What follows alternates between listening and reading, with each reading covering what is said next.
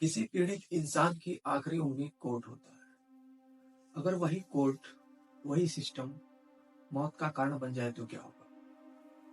अतुल सुभाष का केस पूरा देश देखा और शायद अब तक कुछ लोग भूल भी गए।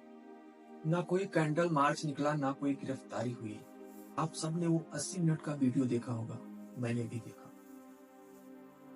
मैंने वो 24 पेज का सुसाइड नोट डाउनलोड करके पूरा पढ़ा। उसी 24 पेज में एक पेज अतुल सुभाष ने अपने बेटे के लिए लिखा था और उस पेज की एक लाइन थी, बेटे, न समाज पर भरोसा करना, न व्यवस्था पर, क्योंकि ये दोनों तुमसे अपना पेट भरना चाहते हैं। वो पूरा वीडियो सबने देखा। सुसाइड नोट की बात तमाम मीडिया चैनलों पर हो गई, लेकिन आज मैं जिस पॉइंट की बात करने जा रहा हूँ, शायद वो किसी ने किया होगा। जो सुसाइड नोट लिखा था अतुल सुभाष ने, उसका टाइटल दिया था जस्टिस इज ड्यू। उस 24 पेज के अलावा एक पेज और भी था और उसका टाइटल था फाइनल टास्क बिफोर मुक्ति। यानी कि अतुल सुभाष ने एक शीट तैयार की थी, सुसाइड करने से पहले मुझको ये काम करना है। उस कामों की उसने लिस्ट तैयार की थी और उस पेज पे सबसे ऊपर लिखा था फाइनल टास्क बिफोर मुक्ति। यानी कि कोई इंसान अपने आप को खत्म करने वाला है और वो प्लान कर रहा है किस तरह से। यानी कि आखिरी 2 दिन का अतुल सुभाष ने क्या क्या किया है, आखिरी 2 दिन का पूरा काम उसने उस शीट पर लिखा है। 32 कामों की लिस्ट बनाई और जो जो काम उसने किया उसके आगे डन लिखा या तो टिक लगाया। उन 2 दिनों में क्या क्या काम करना है उसको 3 पार्ट में डिवाइड किया। पहले का नाम लिखा बिफोर लास्ट डे, यानी कि 8 कामों की लिस्ट बनाई जिसको अंतिम दिन के एक दिन पहले का पूरा काम था। उसके बाद दूसरा पार्ट था लास्ट डे, यानी कि आखिरी दिन में क्या करना है, और तीसरा पार्ट था आखिरी क्षण, लास्ट मोमेंट में क्या क्या करना है। तो 9 दिसंबर को अतुल सुभाष ने सुसाइड किया और 8 तारीख यानी कि 8 दिसंबर को उसको जो जो काम करना था उसकी लिस्ट बनाई और उस लिस्ट में पहला काम था इनिशिएट लास्ट डे, यानी कि आखिरी दिन के पहले की शुरुआत। उस पूरी शीट में उसने बाकायदा मेंशन किया है क्या क्या करना है। तो दूसरा जो काम था वो पैक इम्पोर्टेंट डॉक्यूमेंट, यानी कि जितने भी डॉक्यूमेंट थे उसको पैक करके एक जगह रखना है। अगला काम था फिनिश लीगल प्रिपरेशन, यानी कि जो लीगल एक्टिविटीज थी, जो काम था उसको करना।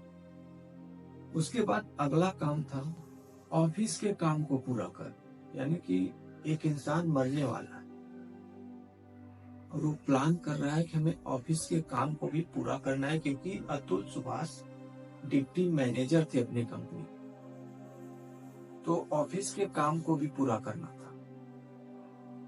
उसके बारे में भी वो इंसान सोच रहा है।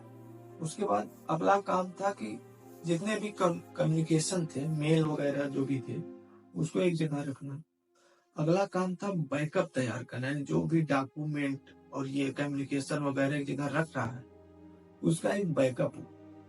ऐसा नहीं कि एक बार किसी डिलीट हो जाए तो फिर दोबारा उसको लाया जा सके। उसके बाद छोटे मोटे कामों को करना। उसके बाद अगला काम था सिक्योर फाइनेंस, यानी कि जो पैसे हैं उसको किस तरह क्या करना है, ये काम था।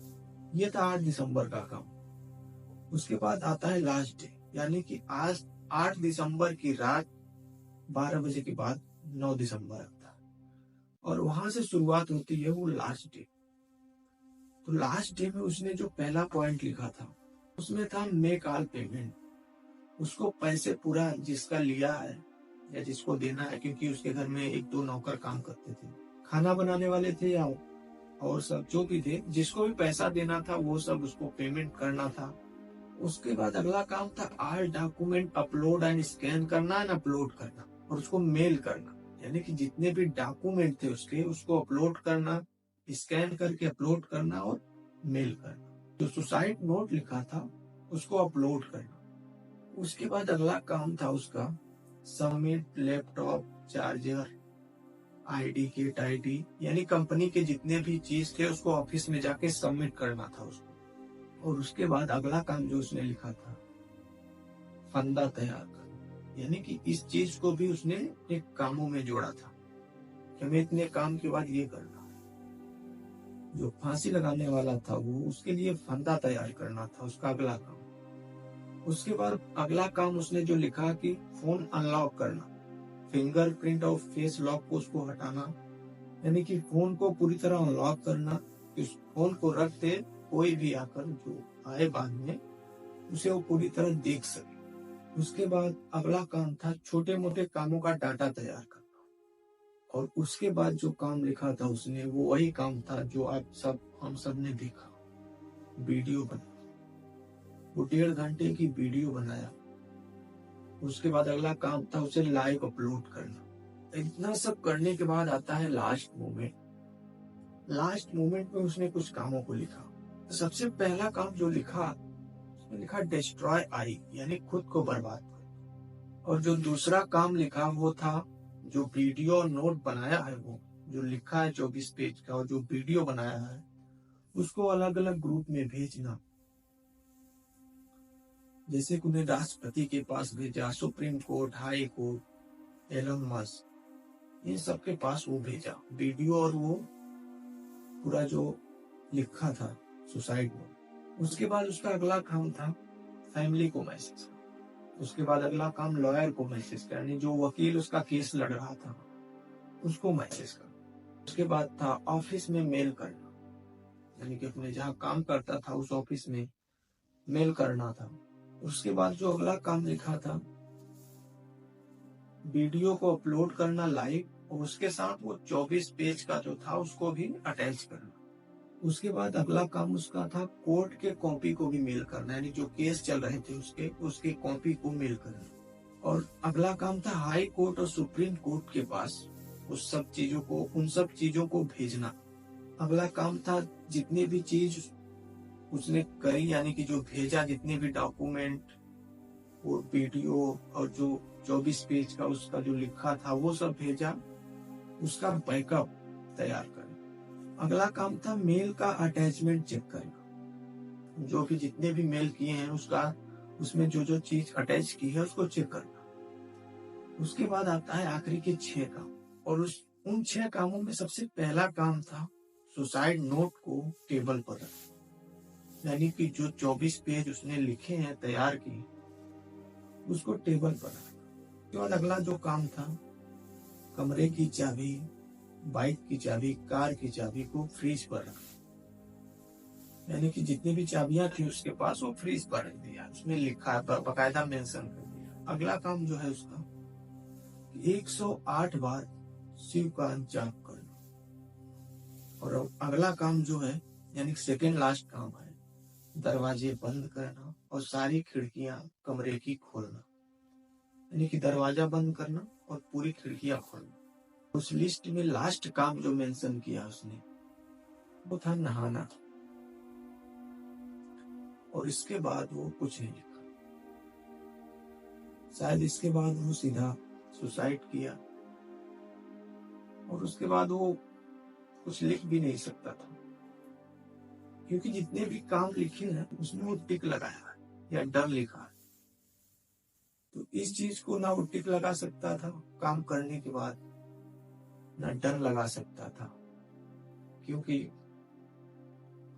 मरने के बाद इंसान कुछ नहीं कर सकता। तो हर चीज उसने लिखी, प्लान किया और उसके मुताबिक पूरा काम किया। एक इंसान जब चारों तरफ से हार जाता है फिर आखिर में यह कदम उठाता है। हालांकि यह कदम नहीं उठाना चाहिए था, क्योंकि आगे भी रास्ते थे, अपर कोर्स थे, लेकिन मुश्किलें, ये सिस्टम, ये समाज, जितने भी कानून बनाए गए उसका दुरुपयोग कोई करे तो उसके लिए भी एक कठोर कानून होना चाहिए, उस कानून से भी कठोर होना चाहिए। ऐसे लाखों केस अगर डाटा देखोगे आत्महत्या की, तो 2021 में महिलाओं से दुगने पुरुषों ने सुसाइड किया था, अगर रिपोर्ट देखोगे एनसीआरबी की, उसमें 35% पारिवारिक समस्याएं थी और 5% वैवाहिक समस्याएं थी। तो जितने भी कानून बनाए जाते हैं महिलाओं के लिए चाहे पुरुषों के लिए, ऐसा नहीं है कि महिलाओं के साथ गलत नहीं होता, बहुत बार होता है, लेकिन महिलाएं, वो चाहे पुरुष हो चाहे महिला हो, अगर किसी कानून का दुरुपयोग करे तो उसके लिए भी एक कानून होना चाहिए जो उससे भी कठोर हो। यानी कि कोई भी कानून का अगर मिसयूज करता है, झूठे केस लगाता है, तो उसके लिए उससे कठोर सजा होनी चाहिए। कभी भी सुसाइड नहीं करनी चाहिए और अपने फैमिली में जो भी हो उससे बातें करती रहना चाहिए। अकेला इंसान जब सोचता है, जब उसके पास दुख बांटने के लिए कोई नहीं होता, तब वो गलत कदम उठा लेता है। इसीलिए अपने परिवार में अपने लोगों से बातें करते रहना चाहिए, सुख दुख बांटते रहना चाहिए।